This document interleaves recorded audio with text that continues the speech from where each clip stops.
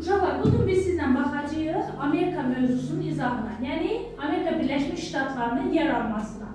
Demək, xatırlayırsınızsa, biz coğrafi kəşflərdə sizlə nə dedik? Dedik ki, Kristofor Kolumb qərbə doğru üzərək gedir çıxır yeni qitəyə, lakin elə bilir ki, bura Hindistandır. Buradakı əhalini Hindular, ərazini Hindistan adlandırır. Lakin buranın yeni qitə olduğundan, Amerika olduğundan xəbəri yox idi. Lakin 15-ci əsrin sonu, 16-cı əsrin əvvəllərində adı Amerigo Vespucci buranın yeni qitə olduğunu kəşf edir və bununla da onun adı olur Amerika. İndi artıq bu yeni qitə kəşf olunduqdan sonra təbii ki, Avropa dövlətlərinin marağına səbəb olur və Avropa dövlətləri bura axışırdı. Hətta İngiltərə başda olmaqla burada koloniyalar salırdılar. Və ilk İngiliz koloniyası burada salınmışdı 1607-ci ildə. İngiltərədən başqa Avropanın digər dövlətləri də, məsələn, Portugallar, İspanlar, Hollandlar, Fransızlar, daha sonra deyək ki, burada Almanlar, bunlar hamısı neyləmişlər? Burada koloniyalar salırdılar. Və bunlar bura axışdıqca, yəni kim idi? Ümumiyyətlə, niyə bu əhali gedib burada koloniyalar salırdılar? Təqiblərə məruz qalanlar, torpaqsızlaşan kəndlilər məhz gedərək həmin bu Amerika ərazisində özlərinə yeni koloniyalar yaradırdılar. Və burada da yaşayan yerli əhali var axı. Kristofor Kolumb bunları o vaxtda necə adlandırmış? Hindu. Adları da elə qalmış ki, Hindular. Və yaxud da ki, bunlara qızıl dərdlilər də deyirlər. Bunlar hansı quruluşda yaşayırdılar? Qəbilə quruluşunda yaşayırdılar. Məşğuliyyətlər nə idi? Ovçuluq idi, əkinçilik idi və burada deyir ki, bunlar əsasən kartofdur, tütündür, əkib becərirdilər. Həmçinin ilk öncə bu deyək ki, kolonistlər, yəni bura gələn əhali, yerli əhali ilə normal qonşuluq münasibətləri saxlayırlar. Daha sonra zamanla bunların torpaqlarını müsadirə etməyə başladılar. Torpaqlarını əllərindən almağa başladılar, özlərini qərbə doğru sıxışdırmağa başladılar və hətta bəzən elə olurdu ki, bu qəbilə halında yaşayırdılar da bunlar. Bu qəbilələri, yerli əhalini bir-birinə qarşı qoyub zəiflədirdilər, sonra onların torpaqlarını əllərindən alırdılar. Bir də məsələn, bu gəlmələr odlu silah işlədirdilər. Təbii ki, bu yerlilərdə yox idi. Ona görə də bu dövrdə həmin bu yerli hindular çox böyük tələfatlara, qırğınlara məruz qalmışdılar. Sonra, yəni nə idi səbəb? Bunların torpaqlarını əllərindən almaq idi. Bəli. Ondan sonra, məsələn, burada biz baxacağıq nəyə? Və koloniyaların idarə olunmasına baxacağıq. Koloniyalar necə idarə olunurdu? İngiltərənin təyin etdiyi qubernatorlar tərəfindən idarə olunurdu və burada hər bir koloniyada məclis fəaliyyət göstərilirdi. Məclisin qərarları vardı. Məsələn, qanunların verilməsi, vergilərin toplanması haqqında qərarlar verə bilərdi.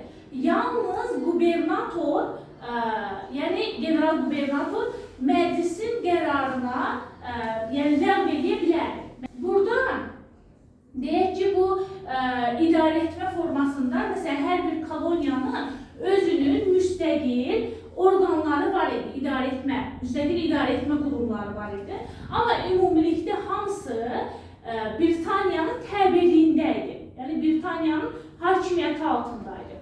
Ondan sonra biz burada baxacağıq bu koloniyalardakı inkişafa, yəni koloniyaların hamısında təbii şərait eyni deyildi.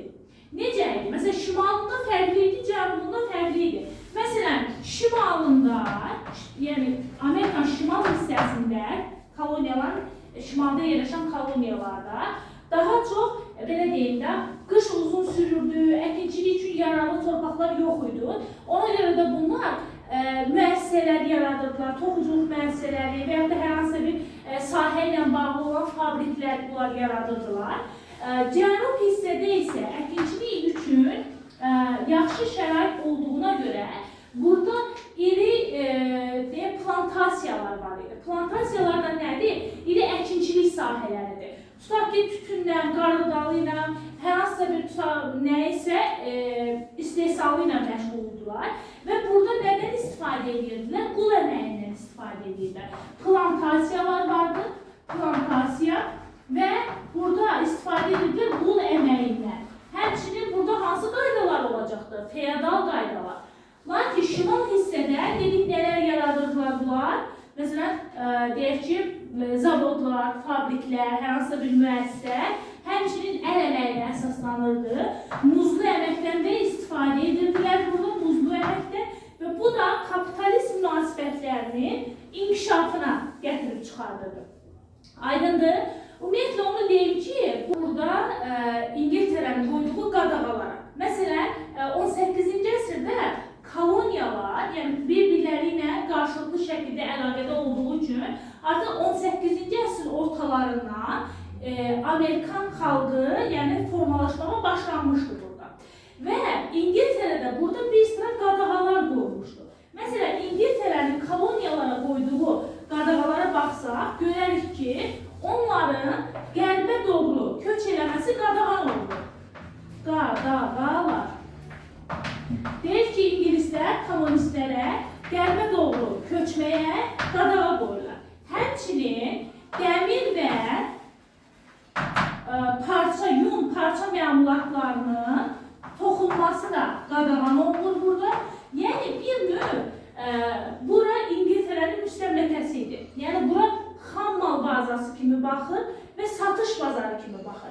Yəni buradan xam malı ucuz qiymətə alır, aparır və bunu sənaye məhsuluna çevirərək onu burada baha qiymətə satırdı. Bu bir növ, yəni Rusiyanın Azərbaycana yeritdiyi siyasət kimiydi, yəni müstəmləkə siyasəti. Eynilə burada da elə idi.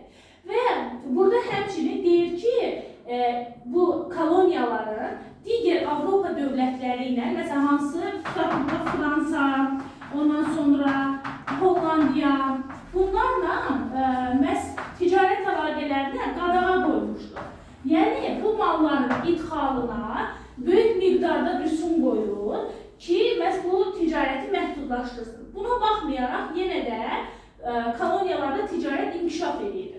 Sonra biz baxacağıq, İngiltərə ilə Fransanın məhz Amerikada müstəmləkələr uğrundakı müharibəsinə. Demək, Fransa və İngiltərə 1756-63-cü illərdə 7-lik müharibə aparmışlar. Biz onların 100-lik müharibəsini keçmişik 1337 erkən orta əsrlərdə, 1453, bəli.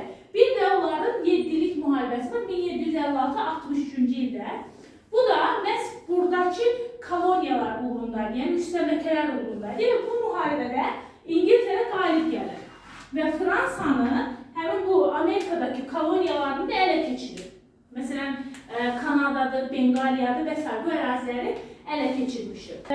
7-lik müharibədə İngiltərə qalib gələndən sonra burada çəkilən xərclər var axı, o xərclərin əvəzini qaytarmaq üçün nə edir? Koloniyaların üzərinə artıq dərəcədə vergilər qoyur. Yəni vergilər artırır. Ondan sonra burada möhür rüsumu qoyur. Nə var? 1765-ci ildə möhür rüsumuna görə, tutaq ki, burada hər hansı bir qazetdir, kitabdır, çapında o möhürləmək üçün vergi verməlidirlər. Lakin bir müddətdən sonra bu narazılığa səbəb olduğu üçün bunu da qadağan edirlər. Yaxşı, bunu artıq ləğv eləmək məcburiyyətində qalırlar. Daha sonra biz baxacağıq nəyə? Burada dedik ki, şimalında ticarət daha yaxşı inkişaf eləmişdi. Çünki manufakturalar yaranırdı, cənubunda isə plantasiyalar idi. Və şimalında ticarət inkişaf elədiyi üçün ən böyük ticarət limanı deyə haraydı? Şimalda Boston çay limanı idi. Bəli, Boston çay limanı idi. Və bu deyək ki, koloniyalar müstəqilliyə can atırdılar, onlar İngiltərəyə qarşı mübarizəyə qalxırdılar və İngilis mallarını boykot eləmişdilər. Boykot, yəni boykot bilirsiniz nədir? İngilis mallarının alınmasını qadağan eləmişdilər. Lakin 1773-cü ildə məsələn Ost-Hind şirkəti neyini? Çayla dolu gəmiləri limana yaxınlaşır ki, bunlar kolonistlər alsınlar. Lakin bir qrup aktiv kolonist bu hindu paltarı geyinərək həmin çayla dolu olan gəmidəki çayları boşaldır çaya, Bostonca. Bu da olur, Boston çay qonaqlığı baş vermişdir. Nə var? Boston çay qonaqlığı baş verir qonaqlığı 73-cü ildə. Ondan sonra biz burada İngilislərlə nə edir? Təbii ki, Boston limanını bağladılar. deyək ki, müşavirə keçirilir. Müşavirədə bunlar artıq əslində müşavirə keçiriləndə həmin boykotu qərarı almışlar ki, İngilis mallarını boykot edəcəklər. Ona görə də İngilis mallarının boykot olunması bu nəticə olaraq Boston çay qonaqlığının baş verməsinə gətirib çıxarmışdır. Belə deyim ki, bunlar istiqlaliyyət müharibəsi baş verir. Yəni, kolonistlərlə ingilislər arasında. Çünki kolonistlər ingilislərin asıllığından çıxaraq müstəqil olmaq istəyirlər. Və 1775-ci ildən 1783-cü ilə qədər baş verir birinci istiqlaliyyət müharibəsi. Birinci istiqlaliyyət müharibəsi dövründə bu 1775-ci ildə demək konqresdə George Washington koloniyaların ordusunun başçısı seçilir. George Washington.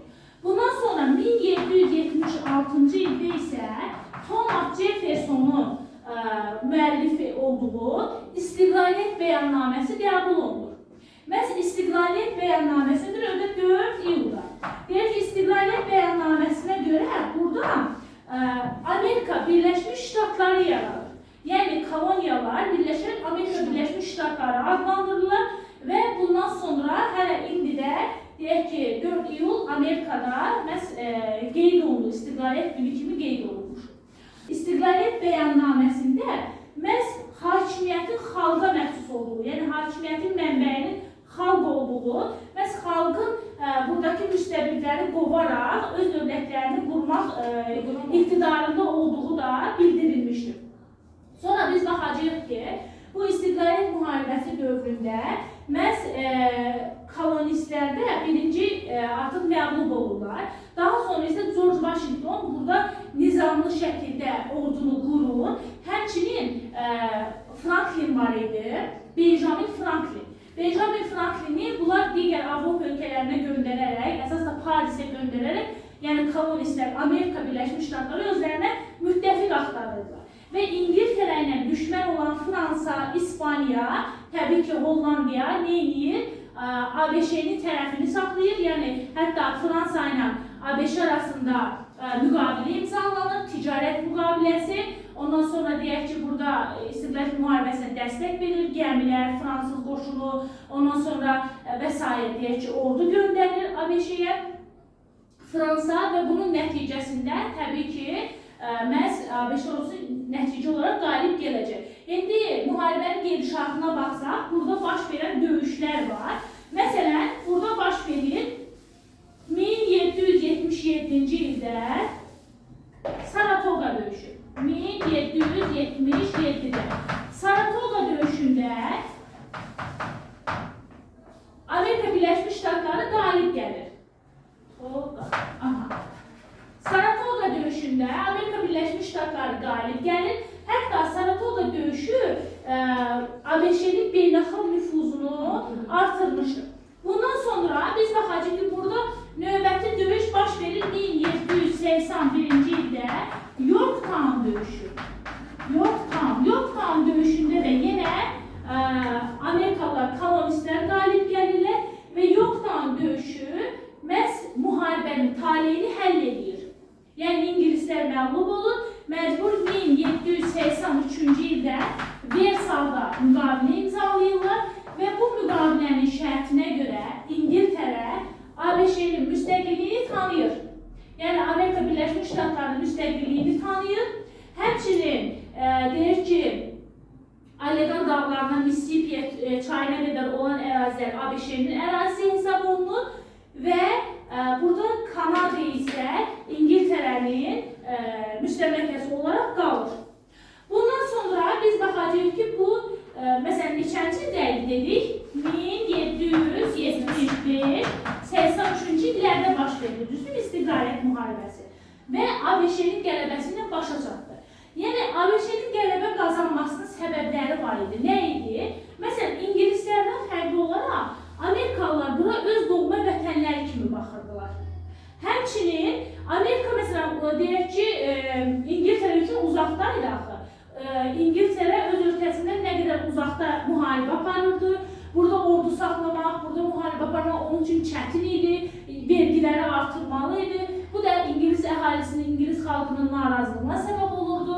Hətta bir müddətdən sonra artıq onlar narazılıq qaldırır ki, müharibə müharibəni dayandırsın. Və bir də Amerikalılar partizan müharibəsindən və yandırılmış torpaq taktikasından istifadə edərək məhz İngiltərəyə qalib gəlməkdə bu da təbii ki bir səbəb idi. Və beləliklə də İstiqlaliyyət müharibəsi ABŞ-nin qələbəsi ilə başa çatmışdı. Bundan sonra biz baxacağıq burada nəyə? Bu kolonistlər qalib gəldikdən sonra onların, məsələn, deyək ki, vahid bir mərkəz lazım idi ki, vahid mərkəzdən idarə olunmalıdır, bir vahid hökumət lazım idi onlara. Və buradakı 13 koloniya deyilən də müstəqil oldu. Və koloniyalar müstəqil olduqdan sonra, təbii ki, hər biri ayrı-ayrılıqda dövlət idi. Və bu koloniyalar artıq mərkəzi bir dövlətə, yəni mərkəzi hakimiyyətə ehtiyac duydular. Yəni bunlara idarə etmədə mərkəzi hakimiyyət lazım idi, mərkəzi hökumət lazım idi. Və beləliklə də, demək, Filadelfiyada bir təsis məclisi çağırılır və 1787-ci ildə Amerikanın ilk konstitusiyası qəbul olunur. Konstitusiya. ABŞ-nin ilk konstitusiyası qəbul olunur və konstitusiyaya görə ABŞ federal respublika idi və burada federal hökumət var idi. Həmçinin deyək ki, federal hökumətin səlahiyyətlərinə baxsaq görərik ki, ordu toplamaq, həmçinin ticarətə nəzarət etmək, milli valyuta yaratmaq, bunlar hamısı federal hökumətin səlahiyyətlərinə aiddir. Və konstitusiyaya görə hakimiyyət 3 qola bölündü. ABŞ-də ilk dəfə hakimiyyət 3 qola bölündü. Qanun verici, icra edici, bir də məhkəmə. Qanun verici hakimiyyətə baxsaq, Konqres idi və Konqres 2 palatadan ibarət idi. Yuxarı palata Senat, aşağı palata da nümayəndələr palatası idi. Demək, yuxarı palataya 2 nəfər senator seçilirdi. Nümayəndələr palatasında isə artıq nümayəndələr xalq tərəfindən hər ştatdan senata 2 deyək ki, nümayəndə, aşağıda nümayəndələr palatasında isə artıq xalq tərəfindən nümayəndələr seçilirdi. Ondan sonra icra hakimiyyətinə baxsaq görərik ki, bir də bir şey deyim, icra hakimiyyəti, yəni 4 ildən bir seçilən prezident idi. Prezident icra hakimiyyətini yerinə yetirirdi. Prezident. Deyir ki, 4 ildən bir seçilirdi. Həmçinin prezidentin səlahiyyətləri nələr idi?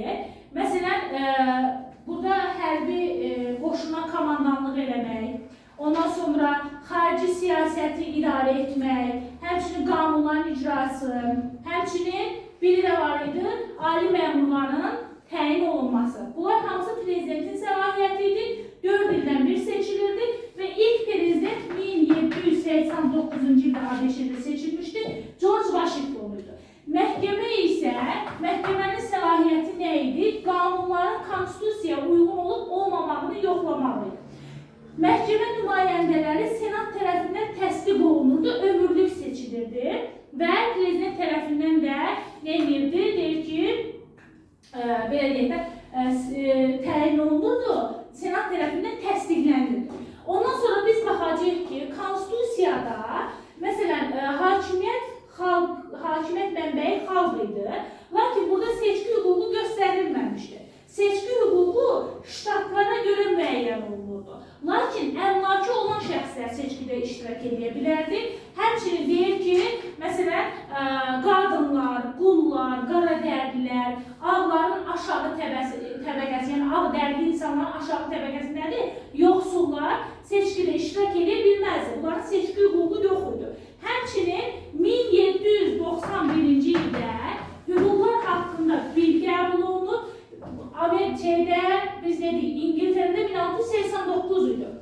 ABŞ-də isə 1791-ci ildə. Burada 10 düzəliş olunur. Məsələn, söz, vicdan, mətbuat, toplaşmaq azadlığı verilir. Həmçinin deyir ki, bu məhkəmələrin, yəni qanunsuz həbslər qadağan olunur burada. Lakin yenə də qaradərlilərə, Hindulara heç bir hüquq verilməmişdir. Ümumiyyətlə, istiqlaliyyət müharibəsində ABŞ-nin qalib gəlməsi bu dövrdə demokratiyanın müstəmləkə uğrunda mübarizəsi idi. Və burada yəni, xalq hakimiyyəti mənbəyi elan olunmuşdur və burada hüquqi dövlətin əsasının qoyulması Avropada artıq digər Avropa dövlətlərində burja inqilablarının başlamasına da səbəb olacaq.